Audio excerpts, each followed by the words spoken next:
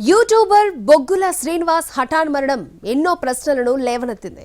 తొలుత political murder అని భావించారు, కానీ చివరికి ఆర్థిక లావాదేవీలే అతని ప్రాణం తీశాయని నిర్ధారణ అయింది. హత్య చేసి ప్రమాదంగా చిత్రీకరించినట్లుగా పోలీసులు గుర్తించారు. ఇంతకీ బొగ్గుల శ్రీనివాస్ను ఎవరు చంపారు, ఎందుకు చంపారు? నిందితులను పోలీసులు అరెస్ట్ చేశారా? ఖమ్మం జిల్లా పాలేరు రిజర్వాయర్లో కారు ప్రమాదంలో మృతి చెందిన రచయిత బొగ్గుల శ్రీనివాస్ది హత్యగా తేల్చారు పోలీసులు. ఈ హత్య కేసులో 4 వ్యక్తులను అరెస్ట్ చేశారు. ఆర్థిక లావాదేవీలే హత్యకు కారణమని నిర్ధారణకు వచ్చారు. ఖమ్మం జిల్లాలోని పాలేరు జలాశయంలో ఫిబ్రవరి 14న ఓ కారు పడి ఉన్నట్లు స్థానిక జలార్లు గుర్తించారు. వెంటనే పోలీసులకు సమాచారం అందించారు. ప్రమాదం జరిగిన సమయంలో డ్రైవింగ్ చేస్తున్న వ్యక్తి బయటకు దూకి పారిపోయినట్టు అక్కడి మత్స్యకారులు తెలిపారు. కారును బయటకు తీసి చూడగా అందులో శ్రీనివాస్ మృతదేహం లభించింది. ఆయన్ను యూట్యూబర్ బొగ్గుల శ్రీనివాస్ గా గుర్తించారు పోలీసులు. అతను గతంలో పవన్ కళ్యాణ్ హఠావో పాలిటిక్స్ బచావో అనే పుస్తకం రచించి రిలీజ్ చేశారు. ఆ పుస్తకం దాదాపు 8 లక్షల కాపీలు అమ్ముడైపోయింది. దీంతో ఆయన ఫేమస్ అయ్యారు. మరోవైపు ఆయన డెడ్ బాడీకి సంబంధించి తలపై గాయాలు ఉండటంతో ప్రమాదం కాదు, హత్యగా పోలీసులు అనుమానించారు.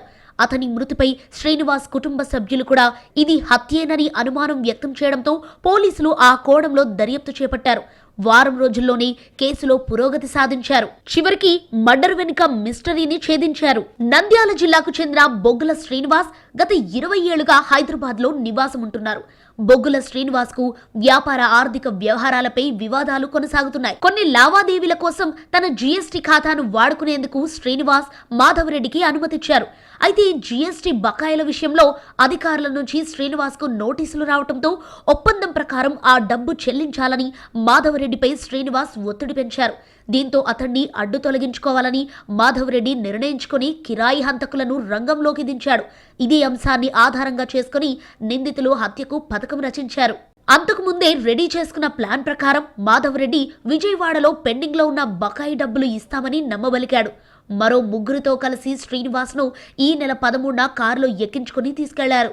నార్కట్పల్లి వద్ద శ్రీనివాస్ను కారులోనే కత్తులు, ఇనుప రాడ్లతో కొట్టి హత్య చేశారు. ఆ తర్వాత నేరాన్ని కప్పిపుచ్చుకునేందుకు మృతదేహంతో సహా కారును పాలేరు జలాశయంలోకి తోసేసి ప్రమాదంగా చిత్రీకరించే ప్రయత్నం చేశారు. ఈ కేసులో పోలీసులు తమదైన శైలిలో దర్యాప్తు చేశారు. సాక్ష్యాధారాలు, సాంకేతిక ఆధారాలతో కేసును ఛేదించి నిందితులు పోకల కోటేశ్వరరావు, షేక్ అబ్దుల్ హఫీజ్, ఎండి హస్మత్ అలీ ఖాన్ ను పోలీసులు అరెస్టు చేశారు.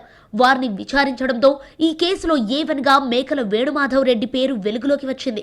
దీంతో హత్య వెనుక ఆర్థిక లావాదేవీలే అసలు కారణమని పోలీసులు గుర్తించారు. బొగ్గుల శ్రీనివాస్ ను చంపేందుకు నిందితులకు 5 లక్షల సుపారీ ఇచ్చినట్లు పోలీసులు చెబుతున్నారు. నిందితులను అరెస్ట్ చేసి రిమాండ్ కు తరలించారు.